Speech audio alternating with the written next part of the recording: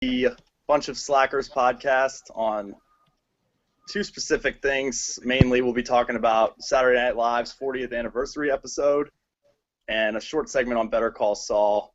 With me, I have Justin Brooks and Keith Mann. How are you guys doing today?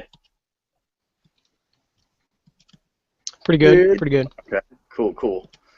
So SNL 40 was a huge spectacle. They made it out to be as big as the Oscars, it seemed like, and definitely the length of that. But what we had that night was a starstruck type night with Hollywood's elite there and numerous people who used to be on SNL or had hosted SNL. I just wanted to get your guys' initial thoughts on what you thought of the episode and maybe tell us a little bit about what you thought the best cameo was. All right. I guess I'll go first. Impressions for me were that while there were a lot of stars there and there were a lot of callback jokes, it was kind of overstuffed. And I'm not saying that's necessarily a negative thing, but there were so many people stuffed in there that like the ideas seemed kind of jumbled. And it seemed like they were trying to do too much, but at the same time there were a lot of bright spots that came out of it. A lot of the cameos were kind of shoehorned, I felt like, or some of them were. My favorite was Robert De Niro's speech where he kept stumbling through it. Kind of made me laugh because he kept stuttering and fucking up his lines, and you could tell that he was brought in like maybe 2 hours beforehand to do his little speech. But overall, I really enjoyed it. I liked seeing all the old characters back, you know, and all the callbacks, all the people that got their cameos. And for the most part, I thought they did a really good job at, you know, juggling 400 different pieces and making it kind of a show that was still entertaining. Yeah, definitely. Brooks, what did you think? Yeah, I totally agree with the whole overstuffed sentiment. I thought going into it was going to be more streamlined, more like just skits of like all the old like really popular skits they used to do back in the day. But it turned out to be a whole lot more than that, and I think some of the stuff worked sort of well, but other times it just felt like they had way too many people working on a single skit, and it just felt like there was just too many ideas. Norm Macdonald did a cool thing today on Twitter, and he sort of went through some of the writing process behind some of the scenes he was involved in, and he sort of talked on that point about how a lot of his jokes just simply got cut out because there were so many people, so many funny people working on each thing. Yeah, definitely. I was going to say I definitely agree with you guys. Overstuffed isn't the word I would use. I would say imperfect, which is SNL's staple. So I really thought in that sense there wasn't anything about it that I didn't think they didn't need just because it was SNL. And a 3.5-hour episode of SNL is going to be imperfect, just like an hour-long episode of SNL, if not more so. So that's kind of the calling card of the show, I think. In terms of the cameo, you know, I'm a huge Daryl Hammond fan, so seeing him as Sean Connery again in the new Celebrity Jeopardy episode was probably my favorite moment of the show. But there was just too many to list, really. You know, you guys touched on some of them, but we're looking at, you know, by the time Jack Nicholson rolls out there, you're not even like, whoa, look at all these stars anymore. It's just like there's Jack Nicholson among the other faces in the crowd. So I thought it was a real good show. Seems like you guys agree. So on the you know, you guys were talking about overstuffed. What cameo or sketch did you think that they could have done without? Taylor Swift could have not been there, and it would have been a lot funnier. I didn't like any of her part at all. It was not only shoehorned, but they gave her such a central role in that sketch, and she got 0 laughs. And it just kind of annoyed me that she was taking lines away from the cast in that Californian sketch when they had all those all-stars there. You know, especially Fred Armisen, who I think was my biggest, not surprise of the night, but he was probably my favorite performer of the night, just consistently giving good line delivery. You could kind of tell that he's been keeping in good sketch comedy shape from Portlandia. And he like kind of really got back into that role a lot easier than some of the A-list actors and the bigger old SNL stars did. Yeah, definitely. That Californians episode was a highlight for me as well, man. I know we were talking about it on our page a couple days ago. where the cast from that era of SNL between I'll say like 2002 and 2010 was maybe the best cast in SNL history. If they were together all at one time, or people who kind of overlapped and all of that, and the Californians stems from that era, and so seeing that was I'd agree with Keith on the Taylor Swift thing. Just being in there with those, she was kind of overwhelmed. I think she can't do no wrong like everybody thinks. I mean, the girl's got to have flaws. I do not like Taylor Swift, but that's neither here nor there. So, Brooks, what? No, it's actually right here. You just said it. Yeah, I think a lot of the times when they try to like insert celebrities into skits where they just sort of didn't fit, it just like turned out to be kind of awkward and not funny at all to me. Yeah, I think the guest list. Oh, go ahead. My bad. No, I was going to say I was just going to hit back on the Celebrity Jeopardy thing. That's my all-time favorite Saturday Night Live skit, and I just going back to the Overstuffed thing. I just think they had too many people on there. Too many. I think they should have just done 3 characters. The old Sean Connery and Burt Reynolds thing is always so funny. If they had just done one other person, I think it would have been so much better. But they just had too many other people trying to jump in there. Also, I wanted to see some new material. That whole sketch was just like rehashing the old jokes, which I mean, that they're great. And I was watching with Ashley, and she'd never seen Celebrity Jeopardy, which blew my mind. So she was like laughing like it was the first time, and I was like, I would kill to have that kind of reaction to it again. But I was wishing they would just come up with new material for those guys, because they easily could have, and it just seemed like a lot of it was, oh, here's this joke, Burt Reynolds' hat, and this joke, and this callback joke, and it wasn't bad because I love seeing the old characters, but I felt like they could have put more effort into that. Yeah, and that's kind of how the whole broadcast felt, if you ask me. I mean, the whole thing was an homage. I didn't really see much new material in any of the. I mean, they did a sketch with Dan Aykroyd from the '70s that was word for word the exact same. That fish blender sketch. I had seen that sketch. Yeah, I had seen that sketch from the first season, and it's definitely funny, but it was word for word the same. I mean, they were. That's pretty much how the whole broadcast went for me. So I can kind of get that frustration, but at the same time, I can kind of see what they were going for there. So stemming off of that, what did you guys think was the best kind of homage clip montage that they showed? Whether it be the short films or the athletes hosting. What did you guys think about that?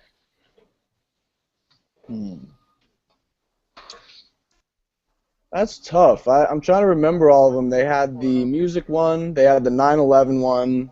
They had the sports one. They had the I think the one where they showed all the old like ads and infomercials.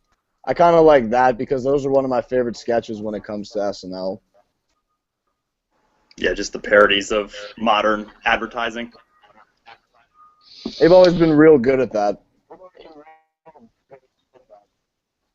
Over to Brooks. I think one of my favorite parts was when they showed the like audition tapes from when all the people were super young, or yeah. In the case of Tracy Morgan, super fat. But I think that was really funny, just seeing people so like raw and sort of they were all so scared.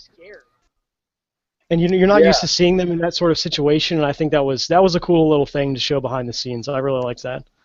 I loved Andy Kaufman's audition where he just kept fucking with him, where he was sitting at the desk. He's like, "So we're live now, right now?" Like, yes, just whatever you want to do, just do it. He's like right now. That cracked me up. I'd never seen that before. Yeah, that's I was gonna agree with Brooks there. That was definitely it for me. Just seeing the players so raw there. It's funny you bring up Tracy Morgan being fat before he was skinny, semi-skinny, and then fat again. Like he's fat. Like the Black Jonah. Yeah. He's like the Black Jonah Hill, man. So many jokes about Jonah Hill's weight loss and gain. There needs to be more on Tracy Morgan after that. Oh man, he was like 300 pounds when he tried. Yeah, I was sort of sad that Tracy Morgan couldn't be there, but I hope he's doing better, and I hope we get to see him soon because he's so funny, man. Oh yeah, just absolutely. Unpredictable as shit. But let me. Yeah, that was one of those.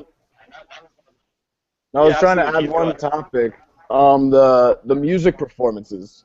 I know that Kanye's was probably the most infamous because he took a lot of creative direction that I didn't really agree with.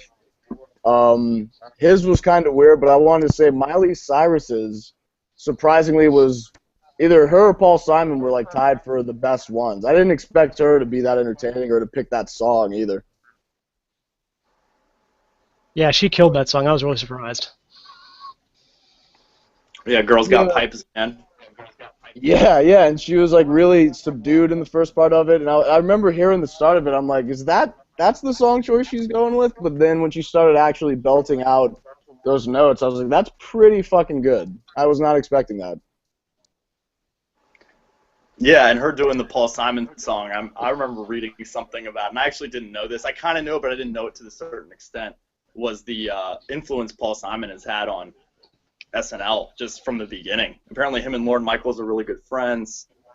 I think I heard them say he did 2 musical performances in the first season, that will never happen again, and it hasn't happened since. And I don't know the exact number, but I just getting filled in on that background story after the fact, even though it may not have been my favorite performance of the night when it was going on, definitely made it the best performance for me after the fact. And, Miley put up but she did, you're talking about her singing a Paul Simon song. So, yeah, she did a good job. Kanye was Kanye. I'll just leave it at that. I won't say he was good or bad, and I forget who else. Yeah, it was. Yeah, okay. Thank you for saying it, Keith. It was Kanye. That's all I'm gonna say about it. Like you said, creative direction. Nobody would think to do that. So, points there, but points for just being awful. Points taken away. Excuse me. What do you think about that Wolves song? I kind of like the concept behind it, but the performance was not that great. Vic Mensa, surprisingly, though, sounded really good. I mean, I thought it was just all around weird, man. What do you think, Brooks? Yeah, sometimes, I don't know, sometimes I think Kanye thinks he's a little bit more creative than he really is. And I don't blame him for trying to be like avant-garde and trying new things, but it'll just a little weird for the setting, Yeah, I just imagine like George. All right. I just imagine George Lucas and Steven Spielberg sitting in the audience, just thinking to themselves, like, "What the fuck is going on right now?" Like that was their moment where they're like, "What happened to the youth? Is this what they're listening to?" Didn't he have a grill? He had a grill in like some kind of alligator contacts too. And maybe that's what, I don't pay attention to fashion. Maybe that's what he's wearing nowadays. But like, dude, you just look weird. Like even in the sketch where, it wasn't really a sketch. It was an onstage scripted part where, it was Wayne's World actually. So it was a sketch where they were calling out Kanye, like, "Don't come up here, Kanye." Dana Carvey just kept saying, "Don't come up here, Kanye," and it's just like, dude, was he supposed to take his alligator contacts out before they started this? Because like that's making everything not funny. Because you just look weird, man. I don't know. I couldn't deal with it. Yeah, that was probably my favorite callback sketch, just seeing Mike Myers and Dana Carvey as Wayne's World again. I don't know why I liked that so much, but that made me crack up more than anything. Not the jokes, really, even though they were pretty solid. Just the fact seeing them in those costumes again was really, it just felt good. It was like, yeah, I remember that. Those were hilarious. Yeah, absolutely. Okay, so moving on here. Last thing about SNL 40 before we jump into Better Call Saul. I want to ask you guys about, let's see what I had here. Oh, yeah, what did you guys think? What part do you guys think pissed Lorne Michaels off the most? Not in the sense of it didn't go, like, maybe a sense of it didn't go according to plan, or just, God, why do I do this? Because he's one of those, if you know anything about Lorne Michaels, he's kind of one of those guys that's just like even keel, but also kind of cynical. So I could, Keith actually brought it up, and it's funny to think about, like, what part is just you think left him shaking his head or scratching his head. I guess we can start with Keith. There were, a lot of people like ripped on him, but he's Lorne Michaels, so you can't really go that far with him because he's so powerful, But I think the one I liked when Martin Short came out and he was like, "Hey, I've hosted the show one time since, being on the show, and Charles Barkley has hosted 3 times. He's like, I'm available. You can call me. And I thought that might have kind of ruffled his feathers a little bit, even though people kind of stayed away from him. And then other Keith, than that, let me jump in real quick here. I Yeah, agree go with ahead. you there because Martin Short was a player on SNL. So what is he Right. even talking about? What are you even talking about? Like, you were a cast member for a season. Yeah, but I think that was the one thing that might have pissed him off a little bit. But at the same time, I think even though they might have taken pot shots at him, I'm pretty sure they all love him because they gave him. I mean, he gave him a career. A lot of those guys that they wouldn't have had otherwise. Oh yeah, and SNL is a gateway to comedy success. It seems like so. Gateway to Brooks, harder drugs. what do you I think just about? imagine him standing. I just imagine him standing backstage with his arms crossed, just sort of soaking it all in, knowing that he has created this masterpiece for 40 years. I mean, this is all his baby. I don't think he was necessarily pissed off. I think he was probably just reveling in the fact that it's made it this far, and it's all because of him, pretty much. Yeah, Like he's- absolutely, man. The guy's got a killer eye for talent. I was thinking of that in Jon Stewart the other day too, in the same kind of role, because Lorne Michaels has made so many careers, and I was like, but now so is Jon Stewart. When he retired, I'm not trying to switch subjects, but he made Stephen Colbert and John Oliver, who's killing it now, and Steve Carell and all those people. So maybe I was thinking maybe he looked at that too when he was leaving and was like, man, I would need to do something better than this because those people are A-listers now. And I'm still hosting The Daily Show regardless of how much money I make. Speaking of The Daily Show, who do you guys think is the best replacement potentially for Jon Stewart, and why? Not Larry Wilmore. I tried to watch his show, and even though I don't really like to criticize shows like that when they're brand new because they have to find their footing and all that, I'm not sure.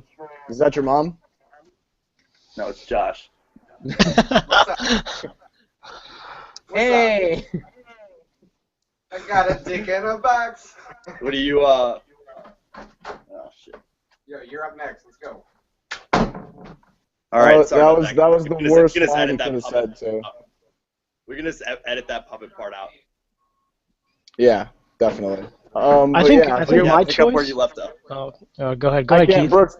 No, I lost my thought because of the goddamn puppet. Brooks, go ahead. I think if, without thinking about it too much, and when I first heard the news, my mind for some reason went straight to Amy Poehler. I think she'd be so good in that. Sort of like her Absolutely. weekend update kind of role. I think she just fits that sort of news anchor but super funny bill almost perfectly. That's a good point. And Parks and Rec is ending, so she might have time to do it. Yeah, and me and you think man, I was gonna suggest Tina Fey, so they're one and the same. Yeah, either one. Both be great. Dude, that line, I forget her name now, but the old Weekend Update, that blonde lady who, that one line killed where she was like, I used to be Jane the Curtin. only, yeah, I used to be the only hot blonde woman reading the fake news. Now they have a whole network dedicated to that. That shit, dude, that was a great line. Yeah. Fox News, yeah, Fox News. Yeah, definitely. So we'll be keeping an eye out on that one for sure, because the Daily Show needs to. I don't think anybody will be Jon Stewart, but they can find a suitable replacement. It's crazier things have been pulled off before in replacing people. So okay, so from SNL, let's jump into Breaking Bad. Jesus, let's jump into Better Call Saul here, just for a quick segment. Brooks, what is your overall impression of the show from what you've seen so far? Well, I've seen the first 2 episodes, and I think that it is a completely different show from Breaking Bad, but it still has the same sort of feeling to it, the same look, the same atmosphere. But Better Saul Goodman, or I guess James, whatever his name is now, is just such a different character than Walter. I think the show just gives the show a life of its own, and I think it's going to be a completely different show than Breaking Bad, which is a great thing. That's what I kind of got from it too, because I think everyone was nervous at the fact that it was going to try and be Breaking Bad. But after just the first two, and I've seen the third episode, I can tell that they took a completely different direction and kind of based it a lot on Bob Odenkirk's character and diving into, his motivations and filling in the gaps really creatively, like they used to do with Breaking Bad. And like you said, Brooks, on the forum, that was a great callback where in the second to last episode of Breaking Bad, he's saying, "I'm lucky if I'll be the manager of a Cinnabon in Omaha." And then it flashes, the first thing you see in the first episode is he's literally the manager of a Cinnabon in Omaha. And I like that they put these really high, like these huge hurdles in their way of like how are they going to explain that? How are they going to fill in those blanks as they go along? Like Breaking Bad did, they used to do that. And I remember listening to Vince Gilligan, he was talking about writing the show, and a lot of the times they don't know. They'll just write a segment like that or like a scene, and then they'll have to figure it out, either next year or within the next remaining episodes, how the hell they're going to explain it. But in doing that, it makes it really fun to watch, and there's a lot of like suspense and anticipation as the episodes go along of, are they going to explain it? Am I going to be happy with how they explain it? And like they dig themselves such a hole. How are they going to get out of it, when they're trying to fill in the gaps there and make it sensible and also entertaining? Yeah, I think that's just another reason why Vince Gilligan is such an incredible writer. I mean, some of the stuff he was able to do with Breaking Bad and get away with, I mean, that is probably one of the greatest shows of this generation of TV, for sure. I mean, he's top-notch, and I think I wasn't really worried going into this one because I knew he was going to try to do something different, but I definitely didn't expect it to be this different, and I think it's going to be great. And I think it's going to be like just up there with maybe not, and probably definitely not as good as Breaking Bad, but it's definitely going to be up there, but in a completely different way. And I think Bob Odenkirk, I'm so glad that guy finally got his own show. He's so awesome. He plays that character so perfectly, and I can't believe that guy hadn't gotten work before now because he's just amazing. Yeah, his acting has completely blown me away in those first two episodes because, I mean, he was kind of a comic relief type character, and he didn't have that much depth in Breaking Bad. You assume as a scumbag who tried to weasel his way out of everything, but adding some layers on that character and him responding to it so well, I've been very impressed by his performance. Yeah, absolutely. Okay. I definitely agree with most of that sentiment. How, for the future, do you guys, this may be an obvious answer question, but do you guys see this show lasting as long as Breaking Bad? Do you think it's going to be longer? What kind of direction do you see it taking in the future? And prospects for a potential Walt Jesse cameo? Shit, that last one, I don't even know if I would like that. I know it's inevitable and it's going to happen, but I'm hoping they do it in a way that's quick and clever and not putting too much focus back on Breaking Bad because they've done such a good job. I mean, after seeing the third episode of carving out new characters and new situations, I mean, prequels always have the problem of where it's going to end up eventually, so it can't be that suspenseful. But I think that the more they shy away from that, the better they'll be for it.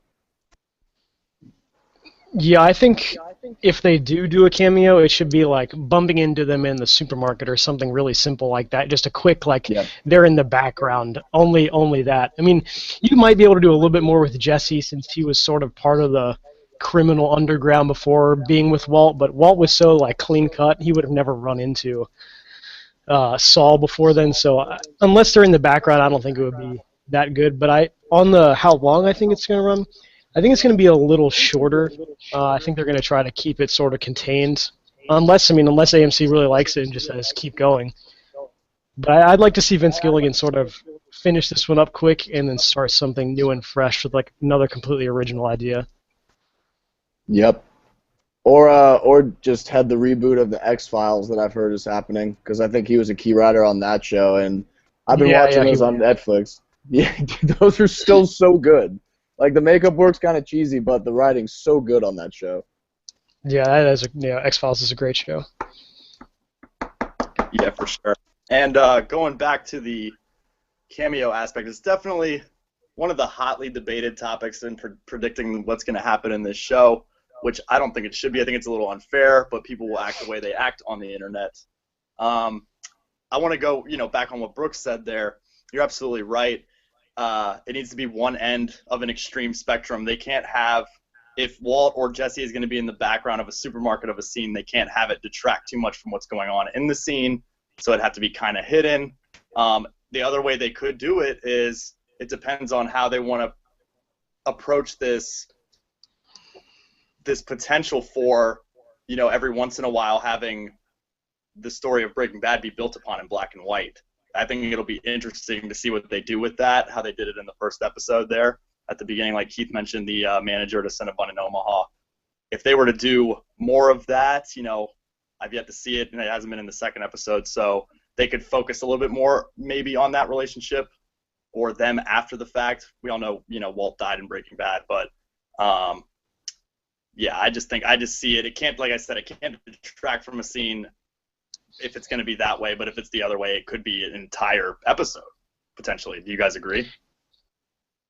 I'd like to see them do one black and white section in the first episode and the last episode of every season. I don't want to see any more than that. I don't think they should do a complete episode of it, because that would be, maybe at the very end of the show, like building up to that point, but I like the way it was just sort of like a quick little snippet, and they don't really want you to know that much about it. I think they should keep it like that. Yeah, I agree. Sometimes they agree more. No, I would agree. That's and plus Breaking Bad did that for an entire season. Like, I was talking to CeeLo before you got on, Brooks, about season 2 of Breaking Bad and how they did that whole flashback in every episode. You were just wondering, how is this going to happen? How is this going to happen? And I don't want to go too far into it, because we can do another recap of the third and fourth episode next week, but the third episode, it kind of sets up a similar flashback where you're wondering how, or a flash forward where you're wondering like how they're going to fill in those gaps, how Saul becomes Saul, basically. And I really